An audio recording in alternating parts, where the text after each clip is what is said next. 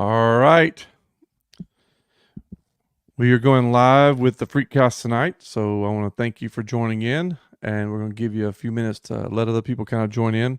If you're listening with us, we're glad that you have tuned into the Freakcast on either Spotify or iTunes.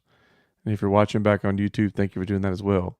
This is our intro here. So we'll do this and we're going to get started with our first guest. Excited to have our guest, Kelly. He was diagnosed with stage 4 colon cancer. Got an incredible story, and I can't wait for him to share it with you. So, hey, thanks for joining to the Freakcast. Let's get started.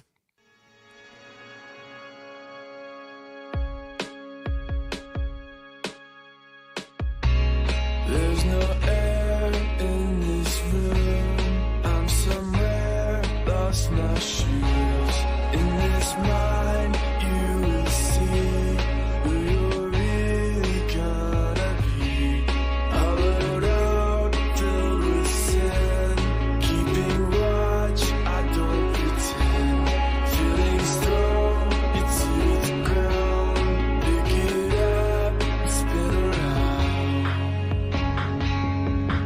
Stay true, I don't wanna be in this room. Stay true, I don't wanna be in this room.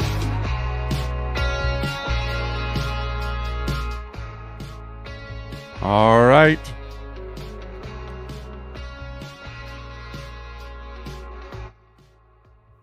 Hey, welcome to the Freakcast. We are glad that you have joined in with us, whether you are listening to us on Spotify, iTunes, or YouTube, or if you're watching live, we're glad you're here. Thanks for joining in tonight. And I believe it's going to be a really encouraging time for you and anybody that's listening in. As always, the one thing that we always emphasize is, why do we do the Freakcast? You know, and the whole point, like even the intro song, the phrase "stay true," we all have something in our life that we battle, that we deal with, that comes along, or maybe something that we're already dealing with. And as we're dealing with it, how we respond is a huge thing. Everybody deals with things differently. But what we try to do in the Freakcast is share stories of people just like you, everyday people that have faced extraordinary challenges, but have seen incredible things happen in their lives as they made decisions through the difficulty and all that they faced, to hopefully share their story and their testimony. And so our theme that we like to always talk about is found in Revelations 12:11. It's a great verse. I love the verse. I don't tell people what to believe, but I do believe in what I believe in. And the verse says that they overcame the enemy, what they struggled with, everything that was in front of them, by the power of the blood of Jesus and the word of their testimony. Our stories matter.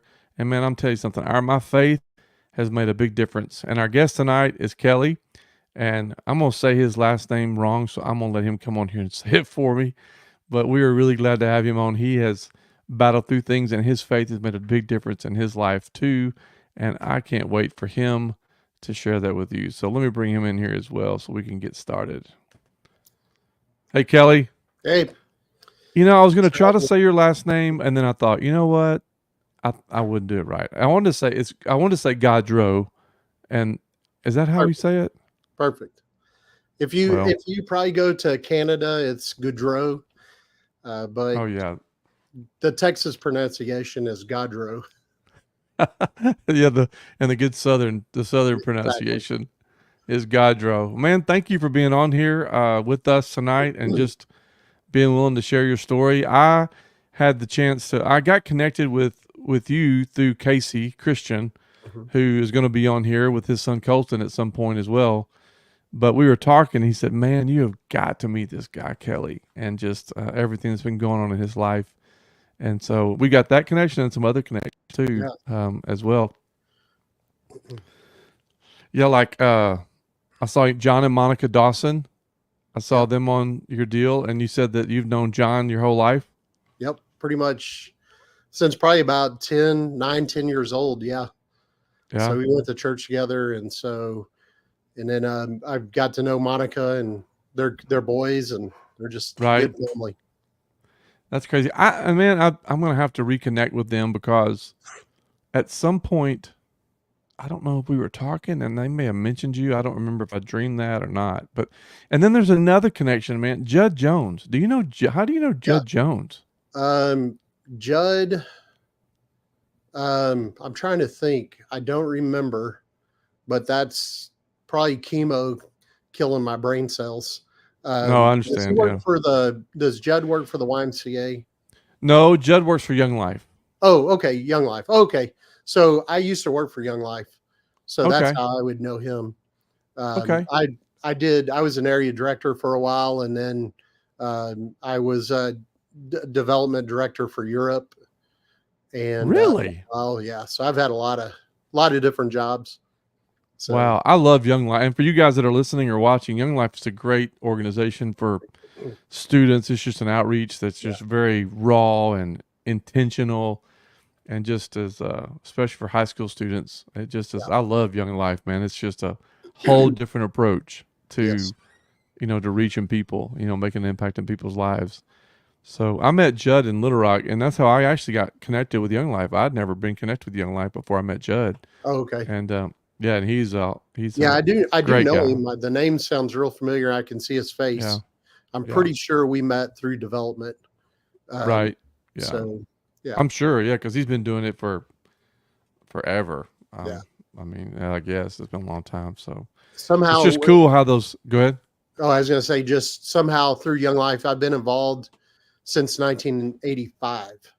So Wow. whether just a volunteer or a leader or actually on staff. So Wow, that's long amazing. That's time. awesome, man. Yeah.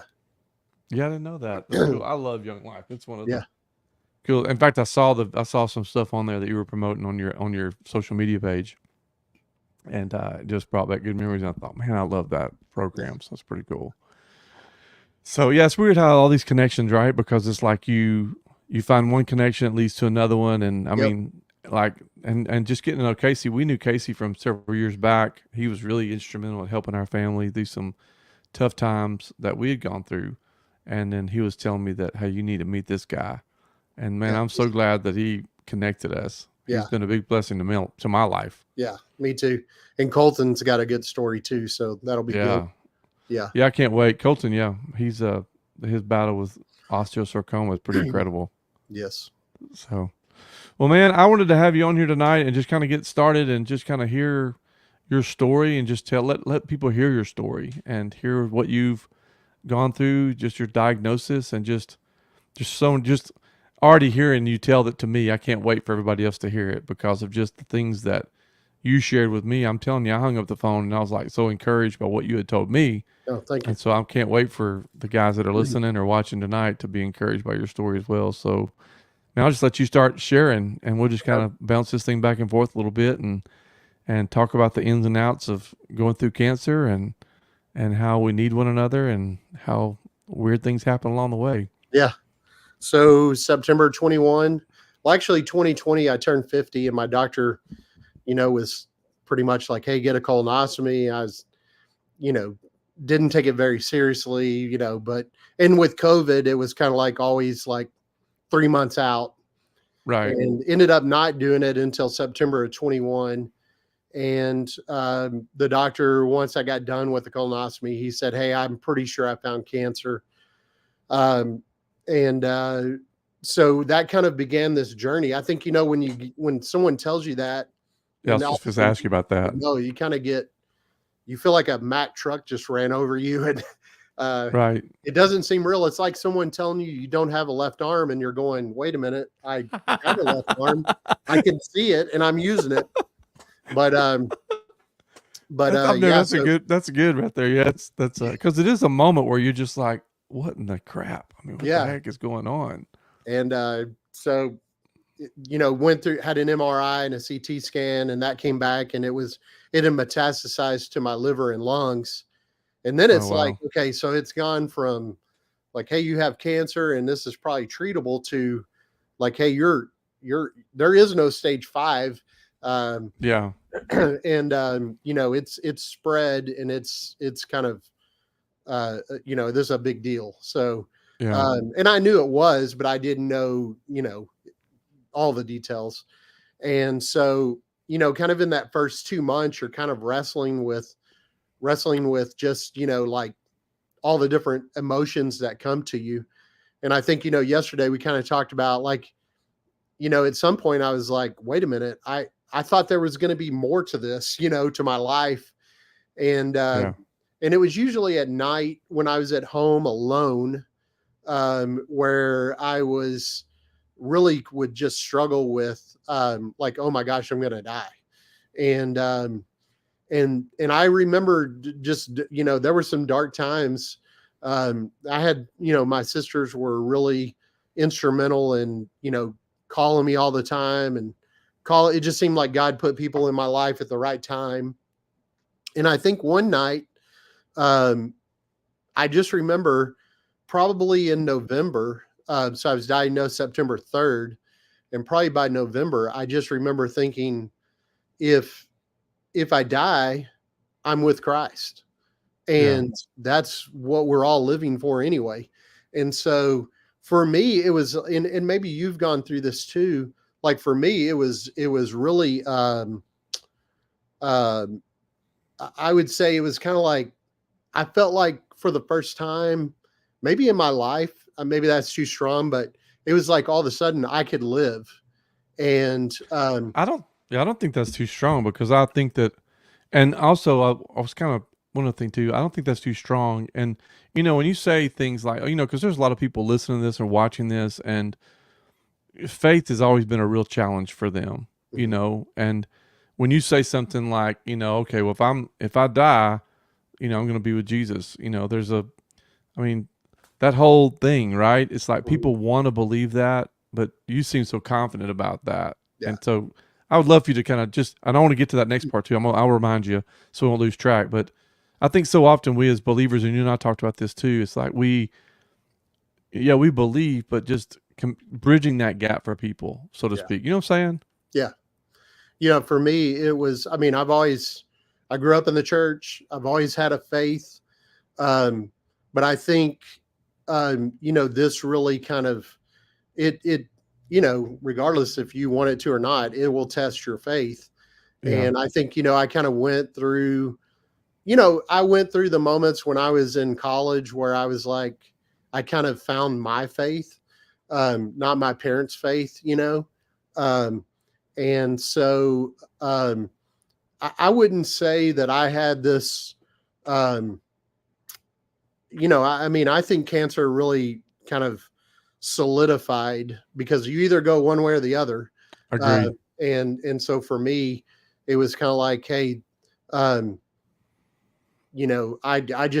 prayed a lot and still do, but I kind of, prayed like, hey, God, I have this, and we have a choice to make, and I want you to use it.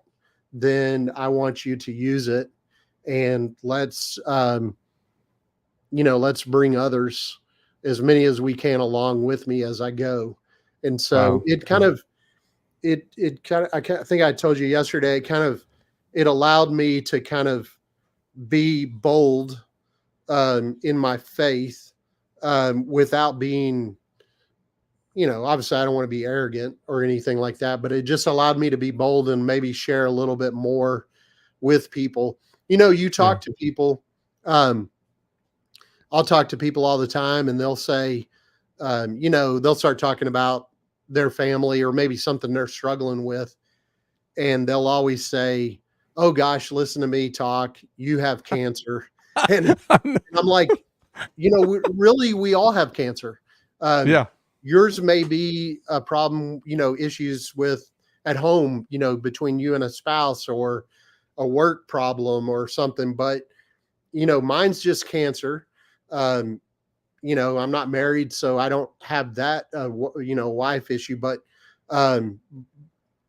we all have something we're dealing with. That's right. Yeah. Yeah. I've run into that too. It's like my wife, and even, it's like people go, well, whatever, I don't have cancer, but I agree. It's like,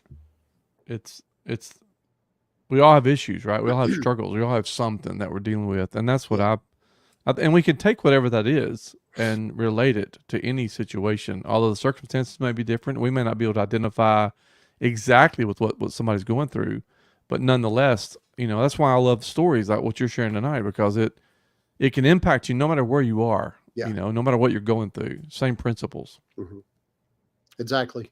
And, it just, I mean, I don't think I'm special in any way. I just think, the choice that I made and try to, and really, obviously just having people around me, my friends that held me accountable, that hold me accountable still. And, I'll tell you this, for me, my church, has been like such a huge blessing for me.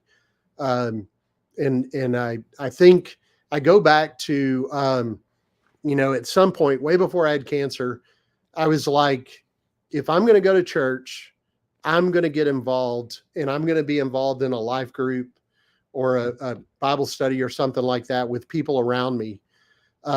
Because for so long I was a spectator. I went to church. The second it was over, I went home. And at some point I was like, I'm going to get involved. And then when this came along, I had all those people already kind of around me that have kind of, since like, come around me and surrounded me.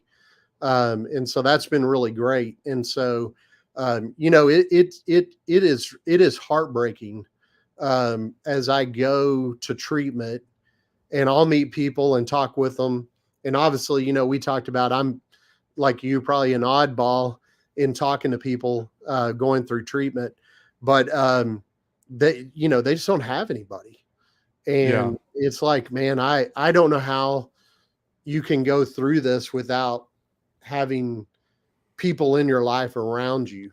Yeah. And so if somebody doesn't have somebody around them, I've tried to be that person for them as much as I can.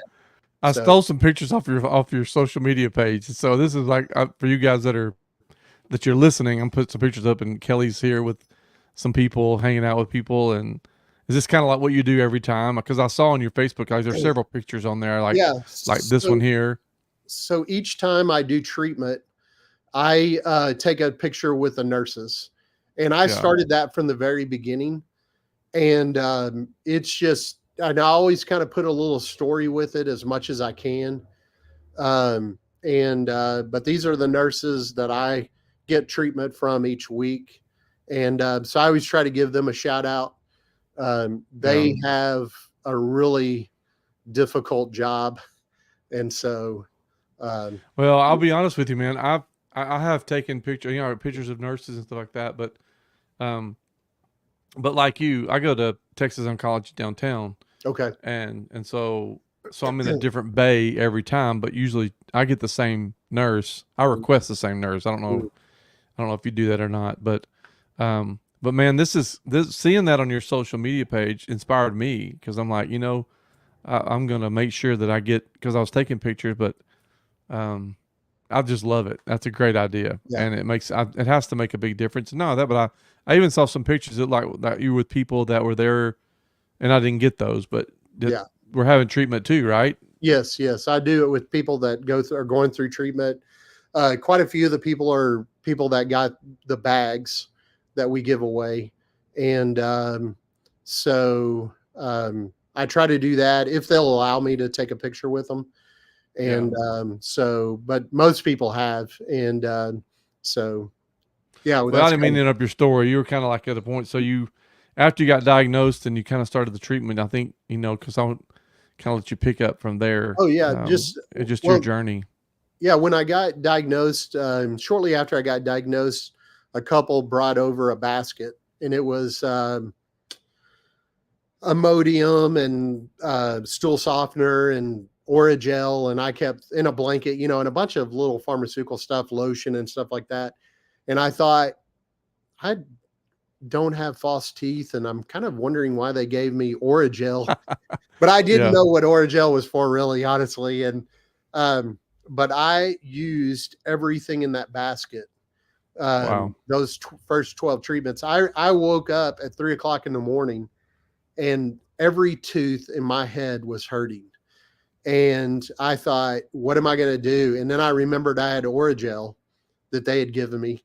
And Yeah. I used that whole tube on my teeth. And but anyway, that was great. And just as I went through all the treatments, I was talking to a friend of mine, and I was telling him how much that basket meant. And I said, I'd love to put some of them together and give them away to some patients at Tex Oncology. And I'd asked Tex Oncology if they would allow us to do it, and they said yes. And so he said, well, hey, I'll help you. Just let me know what you need. And so then he called me later on that afternoon and said, hey, can you make this tax deductible? And I was like, oh no. So now it's become like this, I got to find somebody to make a tax deductible. So I reached out to the church where I go to Lake Point in Rockwall. And I asked the missions pastor if it was something they could, if I could have donations come through them and they could reimburse for the baskets. And I have I have one of the bags with me. Oh, cool. Yeah. This is kind of it. It's got a blanket and a whole bunch of stuff in it. And I stole a picture of your Facebook. And so you guys that are listening, it's a picture, and you can kind of go through what I was in there. I guess the Oragel and lotion or what? Yeah, there's Oragel, lotion, stool softener. There's sea salt rinse. There's sugar-free lifesavers, lip balm. There's throat longes. I can't say that word, but there's little things like yeah, yeah, and biotine and little stuff like that, and acid, and a blanket and a Bible. And the Bible is sort of like this one, and it's pre-marked with over 100 scriptures. So the blue tabs are for God's promises to heal your body.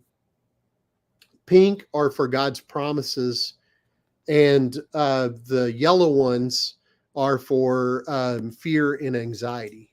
And wow, so that's amazing. That's incredible. A group of ladies at church that marked the Bibles for us. That's them with the Bibles. They've marked over 300 Bibles so far. And then just something that just got done was Lake Point is taking this ministry on as a ministry of the church. So we thought when I first started this, Steve and I thought I was going to do like 10 bags. Yeah. And then the church made it the church made it a Serve Day project in October. And so I thought, oh, this will be great. We're going to do 50 bags. And then I thought, oh gosh, we're going to end up doing 100, and this is going to be awesome. And the day we ended up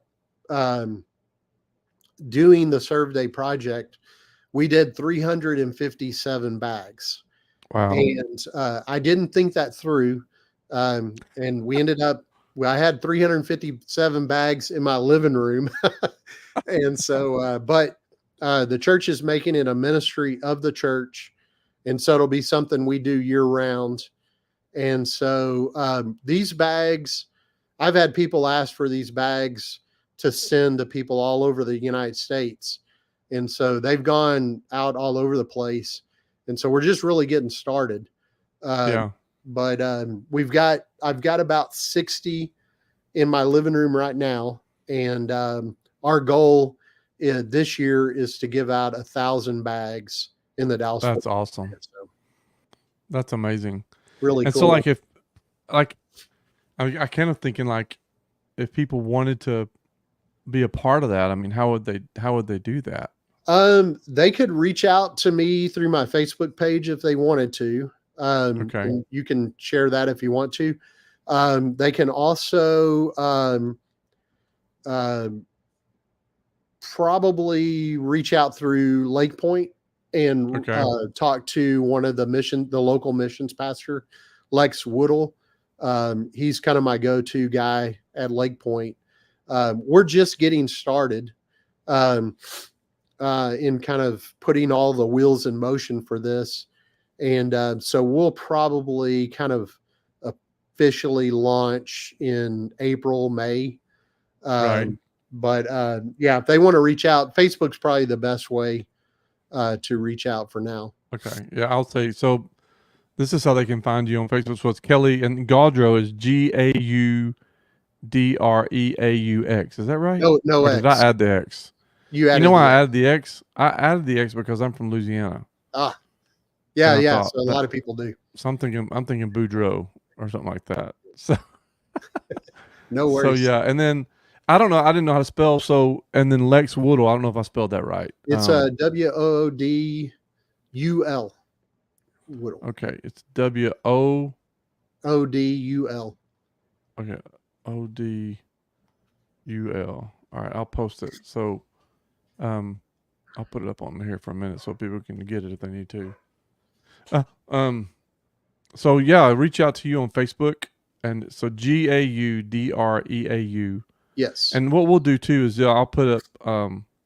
They can, if you're listening, you can go to his Facebook page. You can also go to Fight Like a Freak, and I'll make sure it's on there too, as well. That's incredible, man. I mean, how do you? So it's like you get this bag, and you just saw, hey, this made a big difference in my life. Yeah. And then it was one of those things that you're like, hey, I want to do the same thing for other people. And I believe, and here's the thing, I think that, and I'm kind of jumping because, first of all, you saw how that impacted you, and you just wanted to help a few people. Yeah. And just kind of, and here you are helping somebody, but you're still, I mean, Kelly, you're going to treatment, what, once every 2 weeks right now, or where are you at in treatment? Right now it's every 3 weeks. And Right. so I'll go back Monday. I'll have, that'll be my 40th treatment on Monday. Yeah. So, yeah. So you've had 40 chemo treatments since September of 2021. Yes. Yeah. And you haven't had any surgeries. It's just been treatments, right? No, I guess I'm not really eligible for surgery at this point because the last PET scan showed that it was resolved in the lung, which is good. That's great. And then there was a spot on my liver that had moved to a new location. So we're just trying to get it out of the liver. Once we get it out of the liver, I can will be eligible for surgery. Yeah. And that surgery would be just like for the colon, or? Yes, for the colon. Okay. Because that's the one that they're trying to make sure you want to get rid of. Yes. Yeah. Okay. And I'm doing, I think we talked about this, like I'm doing a lot of alternative treatments. And, so, one of the great things when I started chemo treatment, this is one of the things I was going to say earlier was when I went, my friends, gave me a lot of advice that had cancer. And one of the things they just said was, hey, get a doctor that, they're probably going to have a protocol, but get a doctor that's okay with you doing other things. Even if you don't do them, get a doctor that's okay with that. And so my doctor, I have Dr. Hoffer in Rockwall, and she said, Kelly, you have stage 4 cancer, throw the kitchen sink at it. Yeah. And so that's what we've done. So, yeah. Well, and I think too, and this is like, as you're talking, and we talked about this the other day, it's such a delicate thing when you begin to talk about responding to cancer, responding to tragedy, responding to adversity, because everybody responds differently, and I think that, like you said earlier, I always tell people that who I was becoming before I was diagnosed, I'm thankful for that, because I was already heading in a certain direction. So when cancer hit our life, and that diagnosis came into our life, it's like you said earlier, it's not something that, it's stunning. I don't even know that's the first word that came to my head. It's just like, it staggers you. I remember coming home and I've shared this before, but I remember coming home and telling my wife, because she's like, what are you doing home? Because I came home from work. It was early in the morning, and she was like, no, we're going to get a second opinion. This can't be right. That's your first reaction. Yeah, this can't be right. It's like you said, like you said about the left arm, example earlier. And I think that, but what I was going to say, I think as you begin to move forward and you got to figure out, okay, what do I have what's the prognosis? What's the protocol? What direction are we going to go? How am I going to handle this? How are we going to move forward? And we were the same way. I mean, in fact, I started doing my juicing again this week. I'd kind of fallen off of that a little bit. And because I know that made a big difference. Like you said, I take a handful of supplements every day. I mean, a holistic doctor told me, look, these are the supplements that will be best for you. And I take them every day. I've been taking them every day for, a year and a half. Except when I was having the stem cell transplant, I couldn't take them. Mhm. But I think that, and then the other part is faith and purpose. I think when you put purpose out in front of you, there's a reason to live. Mhm. And again, there are people that have diagnoses that are, whatever. I mean, I don't, you know what I'm saying? Yeah. That's a fine line It's a but I mental do believe game. it. Yeah, It- it is a mental game. It is a mental game. I believe that. yeah. I tell people, you know, cancer is, I mean, the reality is, and this, I could pull out of my driveway and where I live, or kind of where I live. I mean, I could get hit by a car driving, the reality Right. is I could die in a car wreck. And, but, you know, uh, I think a lot of one of the things that I kind of learned with cancer is, at least for me, this is a mind game, and Yeah. it's every day. You have to put on, you have to be a warrior and kind of go to war with it, and and so um, and part of that is just having, that's why I encourage people to have people around them that are encouraging, that will hold them accountable. I remember, we, and I remember this like it happened yesterday. It feels like it did in some ways. I went to treatment. I was doing really well. And then we got a PET scan that was not what we wanted. And Mm-hmm. in the PET scan, basically the cancer had gotten worse at one point. And I remember calling both of my sisters on the phone at the same time. I had them on a conference, and, we kind of, and I remember I'm sitting in treatment and I break down, like I just start crying. And at some point, one of my sisters just said, "Okay, Kelly, you've had your moment, and now you know what you got to do." And it was like all of a sudden I just kind of snapped out of it. And my sisters obviously can say that, Yeah, they're but your sisters. yeah, but it Yeah. was really good to have that person there that, they were loving, and then they said, "Hey, we know what we got to do now." And Yeah. and so you got to have those people. And Mm-hmm. you see some of the same people in treatment, and sometimes they just, unfortunately, for whatever reason, treatment doesn't work as well for them, or whatever. Um, but it's that mind game.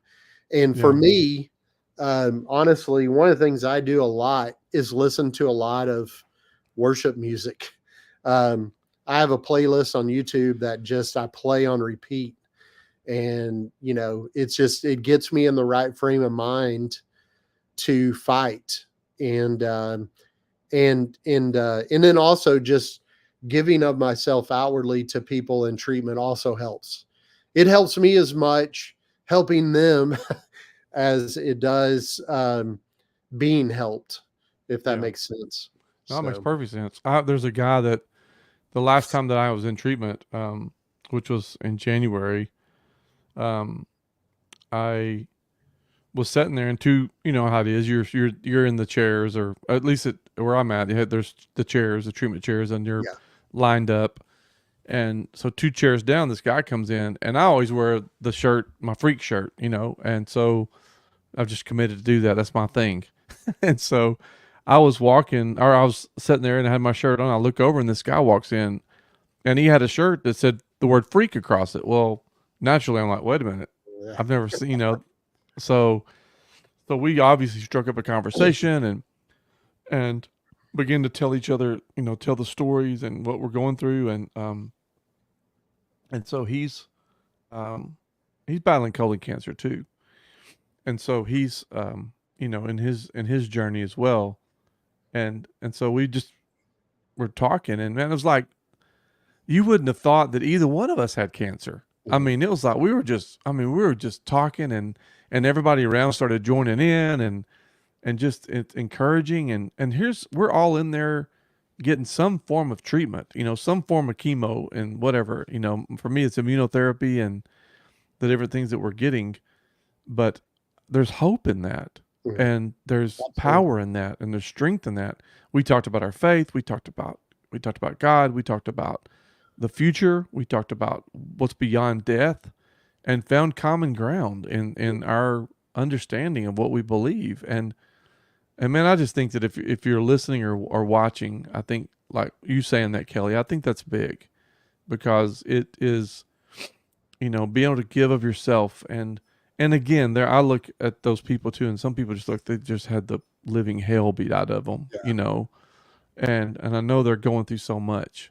And, but at the same time, I've seen those same people, offer support to me, and, in my opinion, they're struggling obviously way more than I am at this point, and it's just powerful because there's strength in that. I mean, for me, that's what I like what you said. I think that's true. Yeah.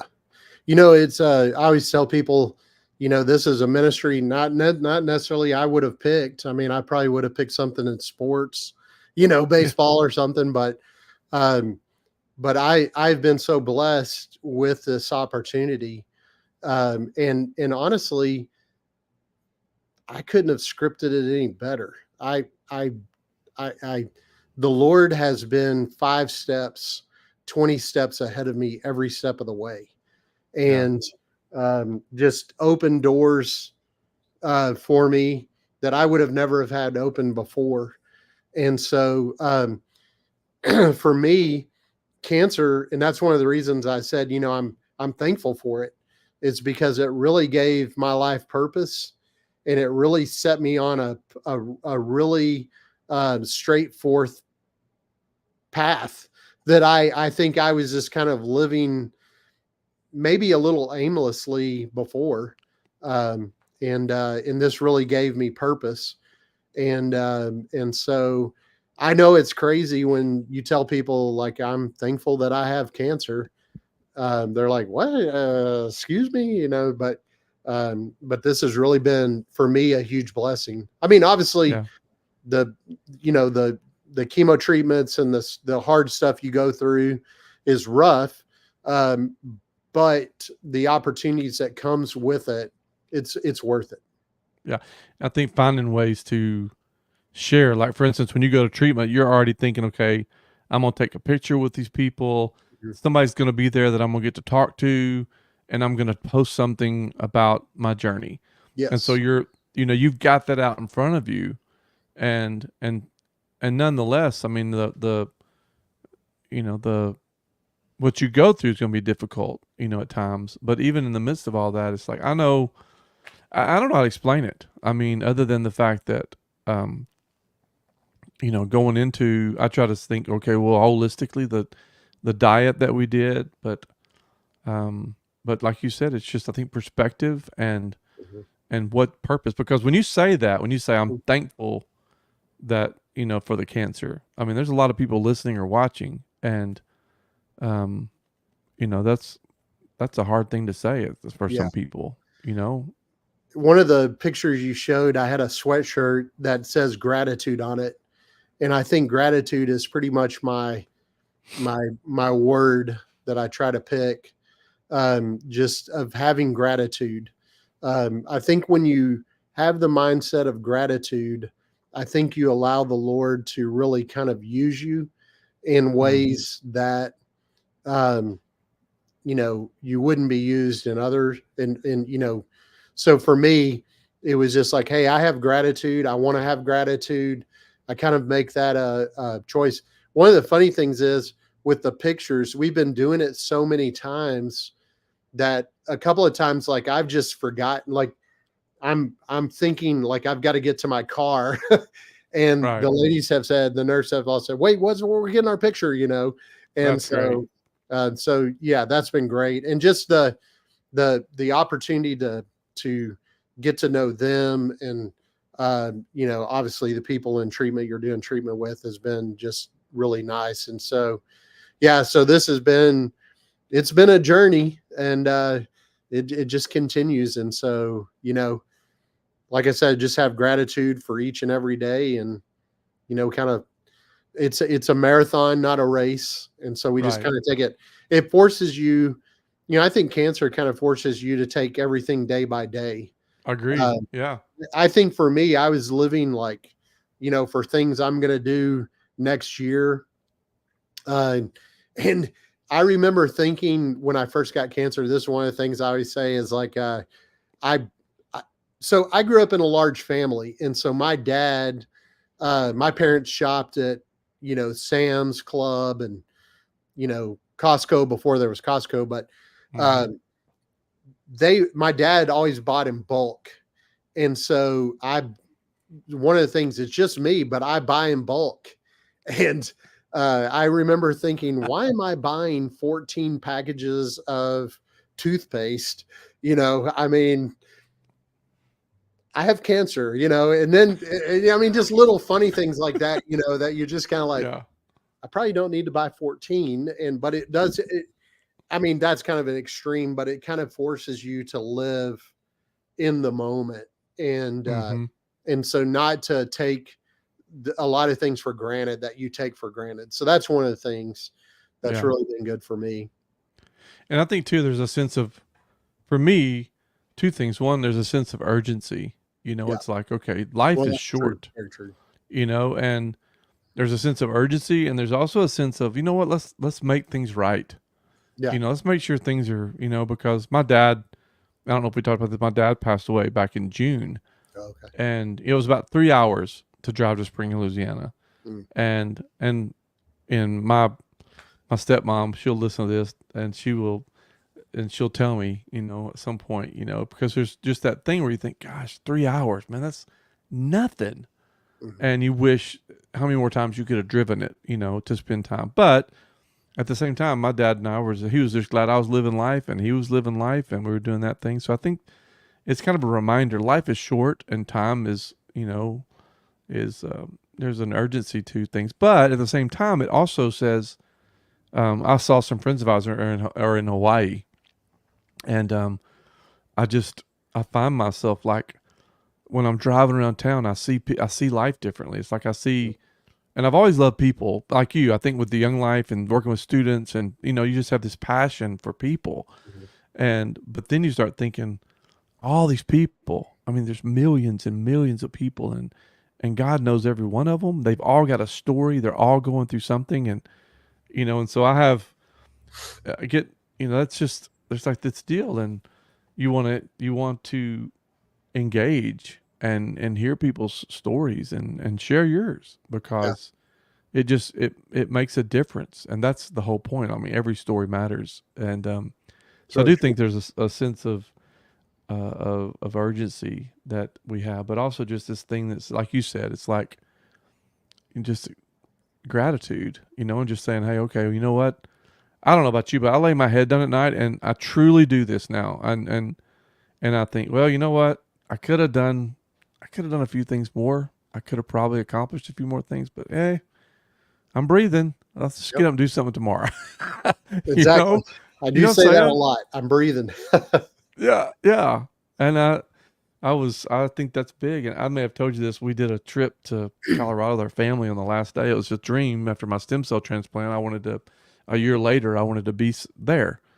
And I was on top of the mountain, and I got emotional, And later that night, when my sons came up to me, he was like, "Hey, why were you so emotional?" I was like, "Because I'm breathing, and I was with you guys, and it was beautiful. And a year ago, I was in the hospital, and so I think, right, it's like this reflective thing that you begin to do more of, or I do, Mhm. and um, so I don't know. I think that's like you said. I believe there's a lot to that.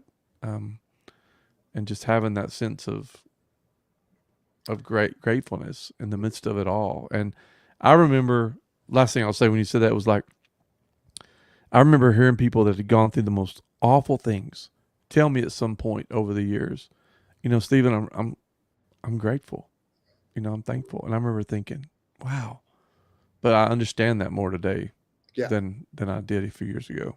Yeah.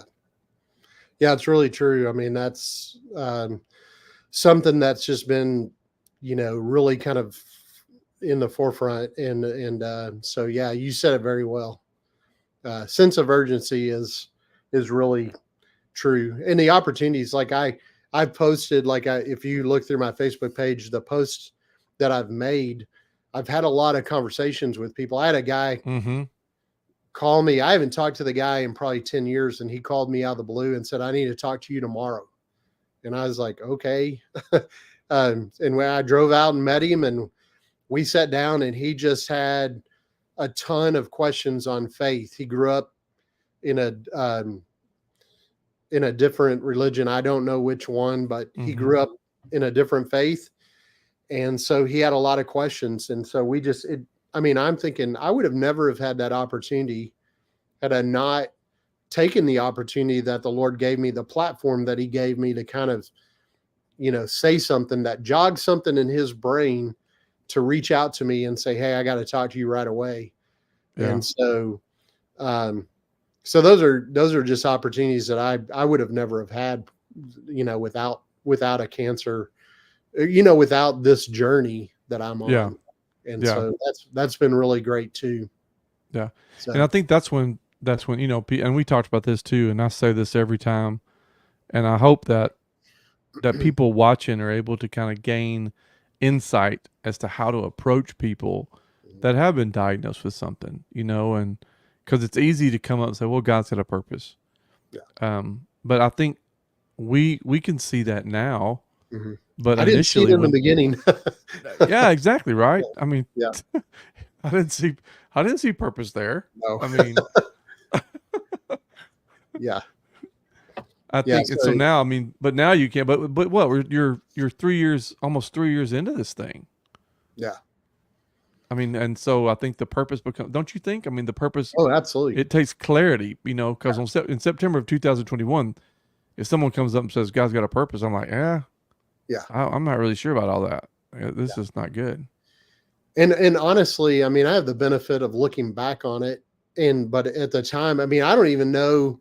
Like even in that first year that I was doing a lot of the same things, but I don't know that I was seeing all that purpose.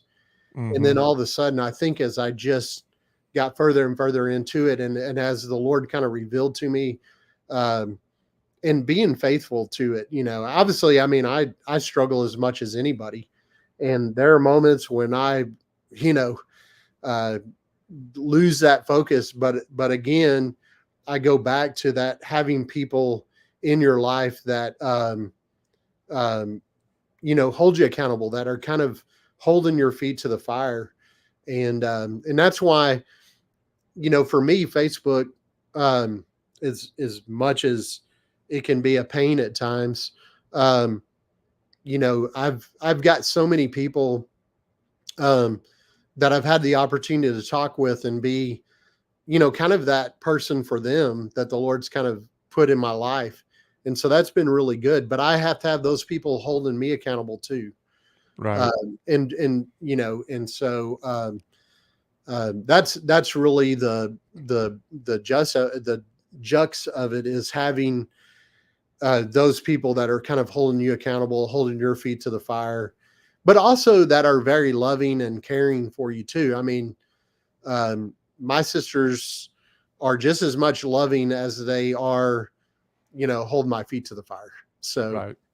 So, like I said, for me, my church family has been amazing. And I'll say this, I go to a large church. Lake Point is a mega church, but our pastor very early on said something about God can take your greatest misery and turn it into your greatest ministry. And, that's really something that I heard early on. And I claimed that. I was like, that's what I want. Yeah. This is misery, but I want it to be a ministry. And Mhm. so, and the Lord's really fulfilled that for me. So, that's been great. I think that gives us life. I don't think I know it gives us life. It gives Yes. us, it gives, because I mean, I love doing these podcasts like this. I love doing these and hearing stories because I'm going to get off of here in a few minutes. I'm going to be wired, because it's just hearing how, you know, because when people hear stage 4 colon cancer, that's not a good statement, Yeah. I mean, that's not something that you want to hear. And like you said, I think that first year, and from, you're absorbing everything and you're kind of moving through and you're finding what rhythm this looks like. You're still trying to understand it. It's not like you just, and I think that's the thing people don't understand is like, you don't just, okay, you're diagnosed and then a few weeks later you have this attitude. No, No. it's a journey that we Mhm. all, and it's like that with anything in life. Yeah. I mean, everybody listening to this or watching can attest to the fact that, something is happening in everybody's life, Mhm. and we have choices every day, and we choose how we're going to respond. I mean, whether it be whatever, and I love the fact that just this authentic faith, because like whether it's the bags in your life or your sisters or connections and whatever the case is, I mean, it's like those are all divine moments Mhm. that only happen, in my opinion, they only happen as you choose to allow God to move in your life through your circumstance, just like you just said. The Mhm. misery of your life becomes your ministry. And as you choose that, and it may not be easy, but somehow in the midst of that, you're going to find hope and things are going to take place that are going to be, um, give you life, and make that day worth it Mhm. and make you look forward to the next one. Yep. You know what I'm saying? I Very just well think that's said. a huge statement Yeah.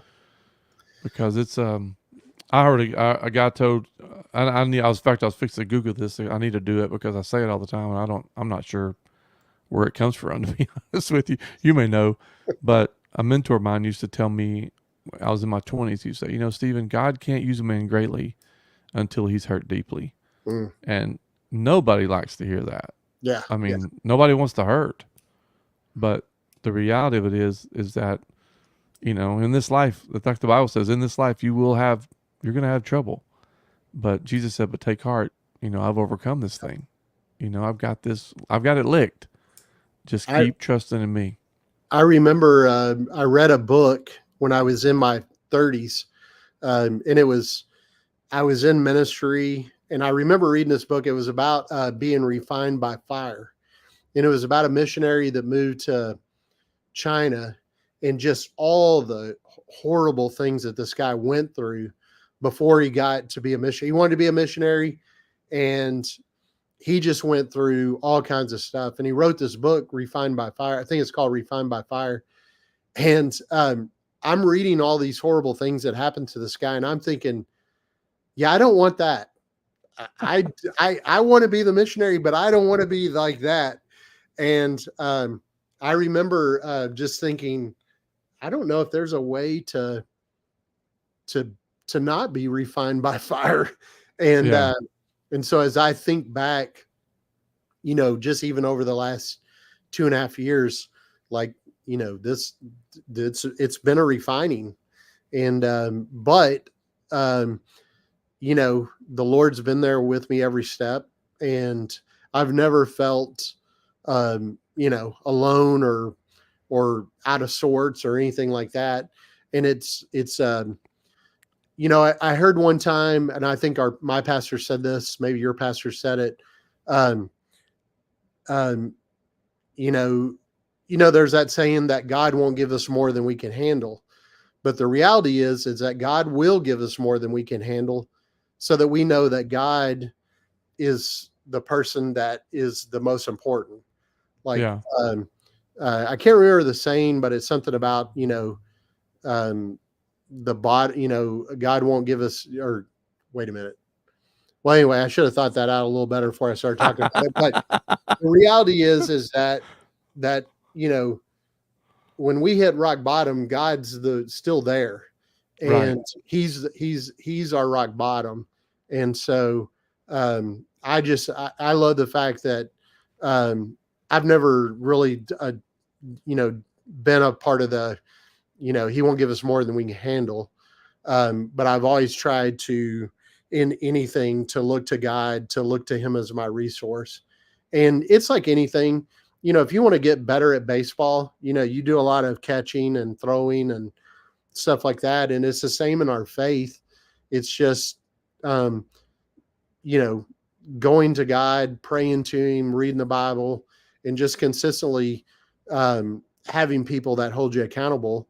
And it's kind of the same thing. We're just Right. trying to get better at our faith, and we all struggle with it. We all fall short. But thankfully, there's been people along the way. That's the biggest thing. If I tell people anything, it's like the people in your life. If it's hard. My dad always used to say it's hard to soar with eagles if you're flying with a bunch of turkeys. And, and so I've just tried to always have good people in my life and people that hold me accountable. And, I've been blessed with that. And That's awesome. So, yeah. Yeah. Well, tell me about and I think too, and I think it's important to realize that even in the midst of this, we still have treatments, and we still have, for me, I'll give you a personal example. Tonight I was sitting at the table and I've had this pain in my jaw, and I don't know what it is. I mean, it's whatever, but in my mind, and I don't know if you're like this, but in my mind, I have to dismiss thoughts a lot, because one of the thoughts that came to my head was, I wonder what that is. It's in my bones. I mean, wait a minute, what is it? What if this is something, and so I've been letting that kind of roll around in my head. Well, tonight I was at the table with my wife and my daughter, and we were having dinner, and I just spoke it out. I said, this isn't cancer in my jaw. And they're like, no, it's not cancer in your, it's like, but if we keep giving it room in our brain, and we don't have others, like you're saying, we don't have others with us that look back at us and say, no, that's not your blood works fine. This is good. They reiterate what we already know. Yeah. But nonetheless, you know what I'm saying? Because it's like, I have those moments where, I might have some pain in my ribs because I had a lot of lesions, on my bones and everything that initially, and you start thinking, well, I wonder what that is, and it's like, but for me, I mean, I might be driving down the road and have a thought, and I think, oh crap, I'm in traffic. What if I pass out? There's weird thoughts, and you just have to press through those and not ignore things that could be something, discuss them, but don't let them consume you and take over your mind, because that's what derails everything in your life. You know what I'm saying? Yeah. And because the devil is looking for any in he can get. Yeah. And, I know sometimes people, when you start talking about the devil, it's like, oh yeah, roll their eyes, but really, we don't fight, flesh and blood. It's darkness of principalities and we, it's the things unseen. And so I mean, I have those same thoughts. I struggle, I live alone. And so my mind can go different places really fast. And, and so I really have to kind of like you said, you kind of got to rein that in and kind of go, no, that's not, cause I have those same things, I get a pain in the gut and it's like, oh, is that the side my liver's on? And, I've got a cold. Is it because I have cancer in my lungs? And, you can just, I mean, you know what I mean? It can go anywhere. Your thoughts can go anywhere. Can go anywhere. And then the next thing you know, you're depressed and, right. You're thinking, and so really it's just, it's, you really, that's, like I said, you got to have people around you that, don't let that happen. There's a lady on TikTok, her name is Lynette, and it's Speaker Lynette is her username, and she talks a lot about not giving your cancer life by, just every morning she gets up in front of the mirror and she just says, I do not have cancer. And, wow. she speaks, positive words over her cancer, and she prays over it. And, little things like that, just like, not allowing yourself to go there. And, Yeah. that's one of the things that I really try to really work on, is not allowing myself to go down that road of thinking negative thoughts. Yeah. Because it can go negative quick. And like you said, especially when you get something that you're just like, oh, what's that? Right. Yeah. So yeah. Well, man, I don't want to keep you, but I'm so thankful that you were able to be on here with us tonight. And so, where are you at prognosis wise, just so we can pray for you and just kind of, that kind of thing. I mean, yeah. So whatever. Yeah. So last PET scan I had on January 2nd, and basically just cancer still shows active in my liver, and it still shows active in my colon, but it shrunk in the colon, and the spot in the liver is small. And so the biggest thing is just if we can get it if it'll stay out of the lungs and and we can get it out of the liver, then I can have surgery. Yeah. And remove it from the colon. And then, we'll just kind of go from there. Yeah. So, it's an everyday fight, and it's just something that, you just wake up and it kind of becomes second nature. People will say, I'm sure you don't want to talk about your cancer. And I'm like, hey, I'll talk about whatever you want to talk about. So, it doesn't bother me. It honestly does not bother me. And, it's just something I'm dealing with. And, so it is what it is. And we move forward and take it day by day. You, man, you have encouraged me. And I mean, the bags and the pictures with the nerd, I mean, that is just looking at your Facebook page, Kelly, encouraged me tonight, just to read through the things you posted, and we're all in this together, and it's a journey. And I just believe that, like I said, every time I've started Ubering, and so I'm giving rides to people, just to kind of keep moving forward in life. And every person that gets in my car is just an opportunity to hear a story, and some people want to share their stories and some people don't, but even when they don't and they get on the phone, they're still sharing their story. Yeah. Yeah. You're kind of privy to their conversation. This young lady got in the car yesterday and she was telling about all the stuff that had happened and all this drama with her friends. And she was going through everything.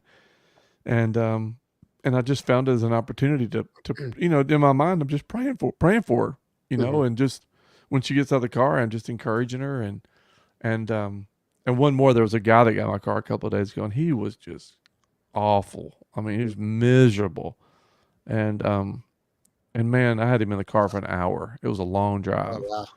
Yeah. And man, everything in me was like wanting to, I want to say, really? Do you want to, what I'm saying? Do you really want to talk about stuff?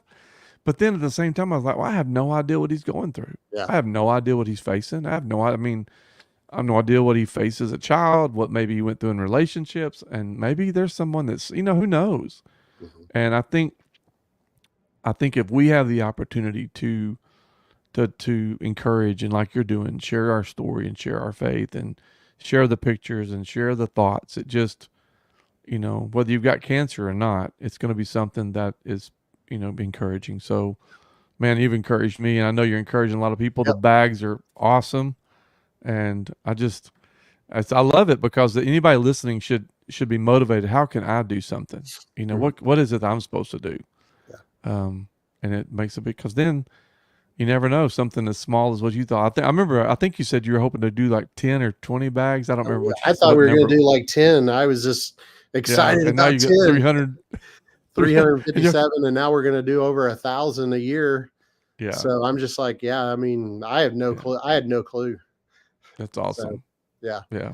But I appreciate it. Thank you so much for having me on your Oh man, thank you for podcast. doing this. I'm so glad that Casey introduced us, and I'll be honest with you, I'm looking forward to having lunch and just getting together and building a relationship. Yeah, absolutely. You know, with you too, and you guys that are listening or watching, make sure follow this guy. If you're not following him on Facebook, make sure you do, because I know you'll be encouraged too. Yeah. And also by following you on Facebook, they're going to be able to see how they could be involved in the bags, or they may know somebody that needs a bag, and they can, you know, let you know. We've got them, so we'll send them to them. Sounds great. Yeah. All right, brother. Well, man, thanks again. Anything else before we go? No, thank you. Thank you so much for having me on. Oh man, thank you for doing it. Yeah. All right, brother. But we'll be in touch. Thanks a lot. Okay, Thanks. I appreciate it. Thank you. All right, we'll talk to you later. All right. All right. Bye-bye. All right, guys. So, man, I always get done with this, and I'm like, it's just so encouraging, so invigorating. I can be dog tired and get to do this, and it makes such a difference. So thanks for joining in. Listen, tell people about the Freakcast and share the stories. Go through it. I'm fixing to do, today I worked on, I've got some photos that I put together, and every photo has got a screenshot of the Freakcast, who was on it, as well as a couple of pictures of the person that was on the Freakcast. And so I'm going to do like a 60-second video about each podcast that we've done so far. And I'm going to put those up as reels on all my social media formats: TikTok, Instagram, Facebook, Twitter. And here's the deal. The purpose is that I want to get these stories out there. I want people to be able to hear, you know, Kelly's story about having colon cancer, and just, you know, his attitude, stage 4, you know, and Lacey and Sydney and Albert and David, and just all these guys. I'm going to go through all of them.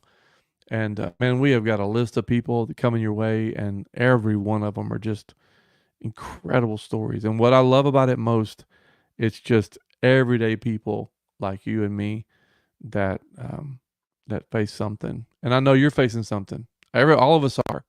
I don't know what it is, but like Kelly said earlier, I love what he said, that, you know, it may not be cancer, but somebody's got something, you know, your form of that. And so hopefully tonight you can know, one, you're not alone, that you're loved. And I believe this with all my heart, that there is a God, and that, and he did send Jesus to show us, look, this is how you do it. And this is what God expects, how he expects to be done. And came down here to make a way for us through his life. And so and giving us hope. So I hope that you'll find that. If you need it, hey, message us. Go to Kelly's Facebook page. I know he'd love to talk to you as well. Share his story with you. If it resonates with you, I know he'd be willing to share that. Message us. We'd love to connect you with, and just encourage you as well. So I hope that you will be encouraged to fight like a freak. All right. So, hey, coming up, we've got, like I said, a lot of people in the pipeline that'll be coming in. So I'll be watching and keeping up with what we're doing. And until then, hey, listen, fight like a freak and keep pressing. And I believe that great days are ahead for us all. So we're going to go out like we always do.